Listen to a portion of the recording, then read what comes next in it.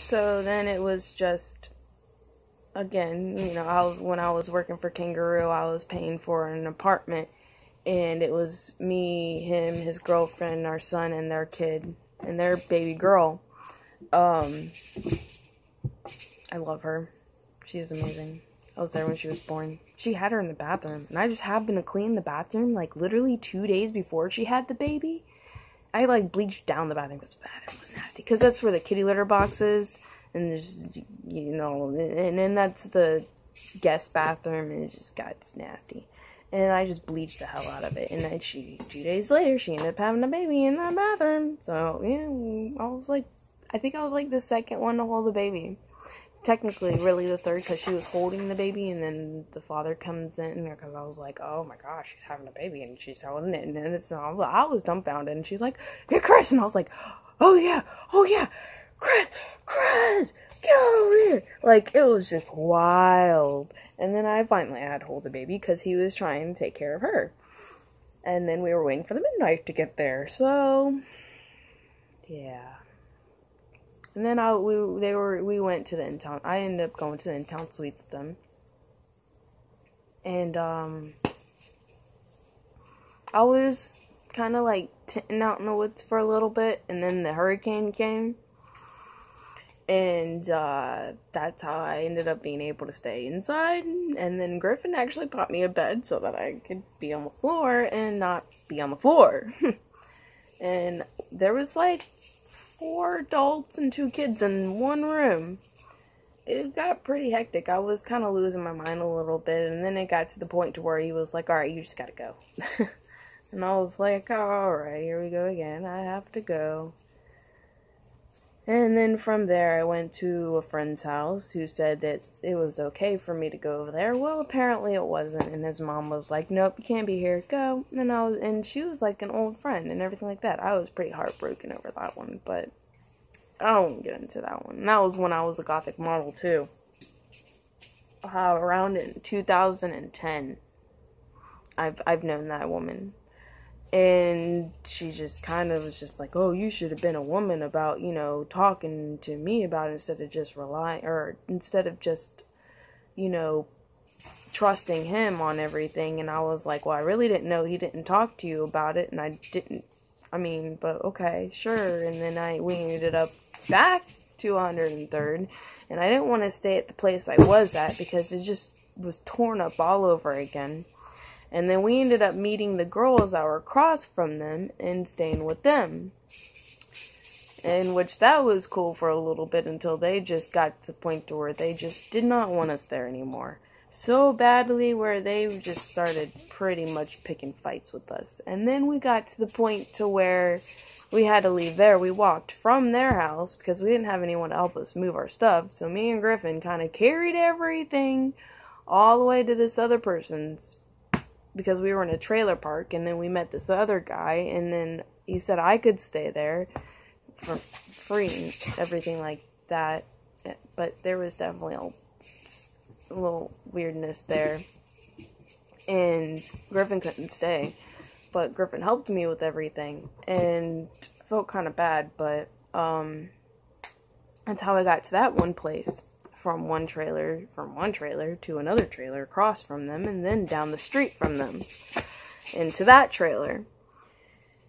And it was going good. I mean, it was a lot of cool stuff. I mean, I really had quite a bit of freedom, and then I had like this impression on my heart about my grandmother. My grandmother was like really sick, and I wanted to come and see her before she passed and help out a little bit. So I text my dad, and my dad calls me, and we figure it out, and that's how I end up at my dad's. And that's how I end up here. Like, I had a place, and it was going alright, but there was just a lot of stuff that the universe was imprinting on me that I really needed to, I had to go, because just the way things would have been working out there wouldn't have quite worked out. And it would have been good for me to, fix my relationship with my dad, which that's a whole nother story.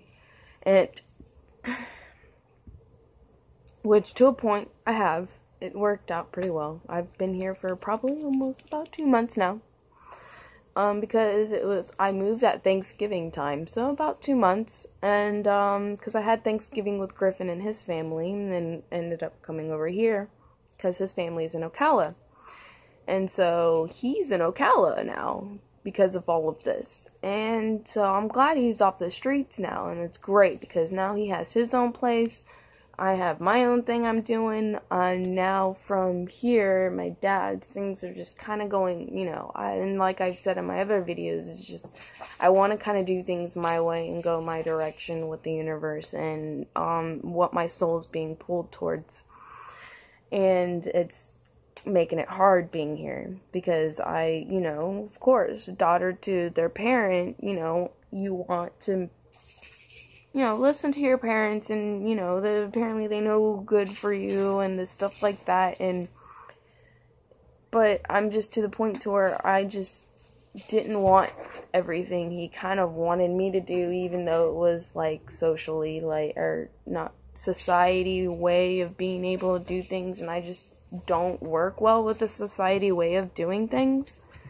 I need a job. Of course I need a job, but I don't want to over-stress myself with a job because when I was over on 103rd and I was working for Waffle House, it was like I couldn't handle it. But yet I could handle, like, ever since I was 15, fast food. And fast food was so much, like, more out there and more mentally stressful than Waffle House. Really? Waffle House. Yeah, well... yeah. Couldn't handle it. My boss was perfect and beautiful. He was the most amazing boss I've ever had. And he even took my days down from like 5 to 6 days down to like 3 days. And for some reason, I still was just mentally just breaking.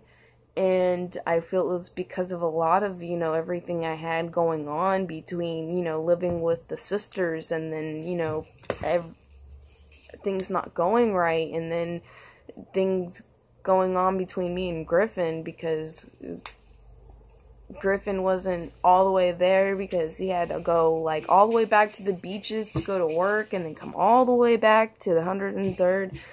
And it was just a lot. It was really stressful. And then I felt like it was like he was physically there, but he wasn't like there. Like a few times he'd come in and I wouldn't get any affection from him, but I understand he was stressed out.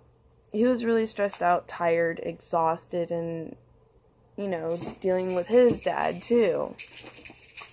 And so, now I have this offer. Like I've said in another video, I have this offer and opportunity that, to move all the way to Tampa. So I'm going to go see how this works out. And that's basically, I guess, sums up everything on how I got to this point. There's some other things in this mental journal and in the other mental journal about a lot of spiritual stuff and mentally what I went through. And basically between me and Griffin. A lot of things between me and Griffin and me going to the point to where I want to be kind of like zen. How do I want to be in the future? I want to be as magical as a unicorn. I want to be like Sand off a Farscape, kind of that type of spiritual essence within myself, and be shaman-like in nature, and be as peaceful as Buddha, kind of like put all these different things together in one person to really be an ultimate like spiritualist, basically. And as wise as an owl or a wise old woman, and as respectful as respected as a horse, basically.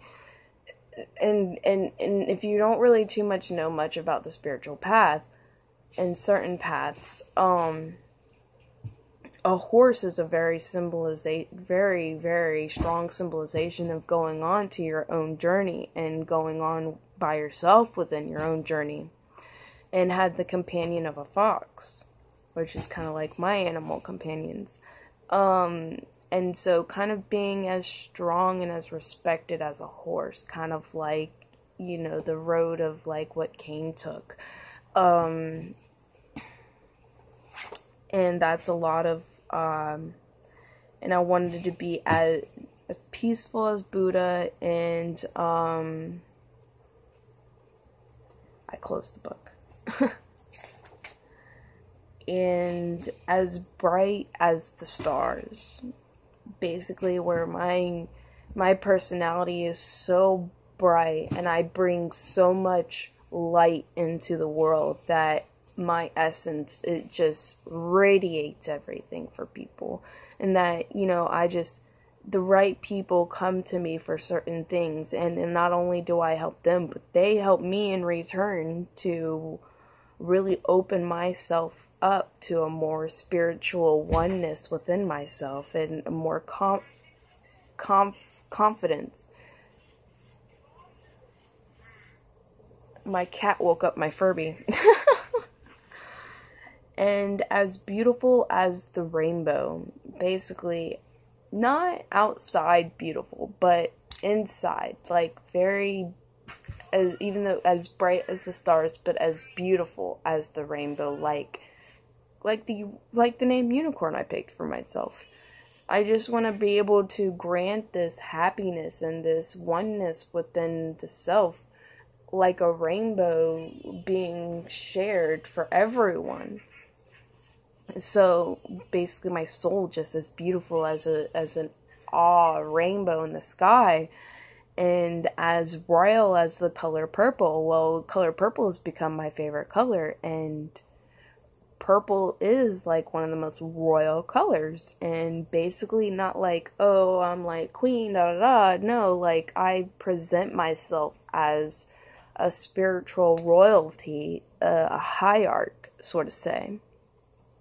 And that's my overall goal, and why I'm okay with the way my life has come. I literally have no real regrets, because I could have went certain directions and accomplished certain things that, downfalls could have taken me in a different road. And if those downfalls didn't happen, I would have gone down that one road. And I wouldn't be the person I am now if it wasn't for those downfalls. And I respect those downfalls so much to bring me to the position I am at now. I honestly, full-heartedly thank the universe for them. And I want that for everyone, not to be angry over the downfalls that they've had, or angry at the universe over the bad things that have happened to them, but to look at them as they were your stepping stones that you walked over. It's like being air. These obstacles, air always has obstacles, because air is everywhere, and there's so much things, and the air just kind of goes around it and flows still. Or even if you put a brick wall there, it just kind of goes up and over. And that's kind of like how my downfalls have kind of like progressed me to be. That you kind of just have to be like air. Like you see an obstacle, go around, go over, go, whatever. I mean, don't sit there and keep fighting at it, because it just doesn't work.